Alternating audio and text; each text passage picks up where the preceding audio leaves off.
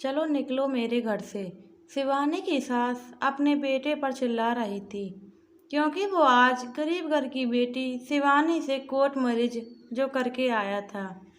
बिना दहेज के सास के बड़े अरमान थे कि बेटे को पढ़ाया लिखाया है तो उसकी कीमत भी वसूल की जाए, लेकिन उनकी ये इच्छा मन में ही रह गई। शिवानी का पति आशीष अपनी माँ को समझा भी रहा था और माफ़ी भी मांग रहा था, लेकिन उसकी माँ तो कुछ सुनने को तैयार ही नहीं थी। आशीष अपनी पत्नी शिवानी को लेकर बाहर निकल गया। आशीष के 2 भाई और 1 बहन भी थी। सबकी उम्र में 2-2 साल का फ़र्क था। सब ही शादी के लायक थे। आशीष ने घर से जाने के बाद बहुत बार माँ को फ़ोन किए, लेकिन न ढंग से बात की और न ही घर आने को कहा। फिर भी आशीष ने कहा, माँ मेरे घर के दरवाजे आपके लिए सदा खुले हैं। माँ के उपकार मैं कभी नहीं भूलूंगा। जब आपका दिल चाहे आ सकती हो। आशीष की माँ ने दहेज के लालच में दोनों बेटों की शादियाँ बहुत अमीर घरों में की और बहुएं इतनी नखरीली और आराम परस्त थीं कि आशीष की माँ का जीना हराम कर दिया। आशीष की बहन की शादी की बात जहाँ भी चलती वहाँ भी दहेज की बात होती। आशीष की माँ के पास तो पैसे नहीं थे, बहू बेटे कुछ देने को तैयार नहीं थे। बेटी की शादी की उम्र निकली जा रही थी और घर में अपमान भी बहुत होता था। एक दिन आशीष की माँ अपनी बेटी के साथ आशीष के घर पहुँच गई। आशीष ऑफिस में था, शिवानी और बच्चे घर पे थे। बच्चे तो दादी दादी और बुआ बुआ कहकर दोनों से लिपट गए।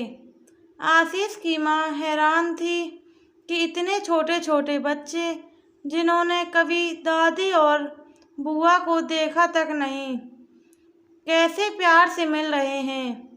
शिवानी ने भी पूरे सत्कार के साथ बैठाया और पूरा मान सम्मान दिया और आशीष को भी फ़ोन करके बुला लिया। सास हैरान थी, घर में दोनों बहुएं बेटों से बात नहीं करने देती थी। आशीष भी आ गया।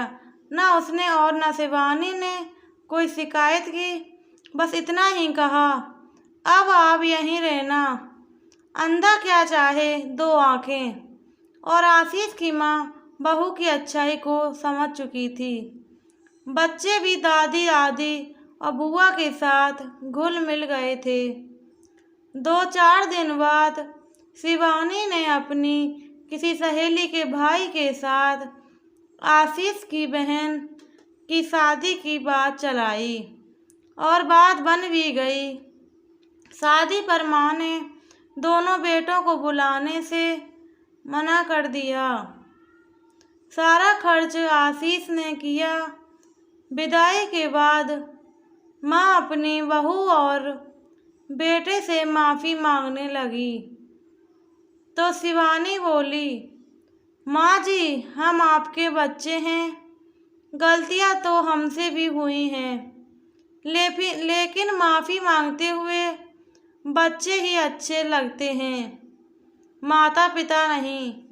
सास बोली, मैं लालच में अंधी हो गई थी, हीरे को पहचान ना सकी और इसी कारण बहुत दुख उठाए।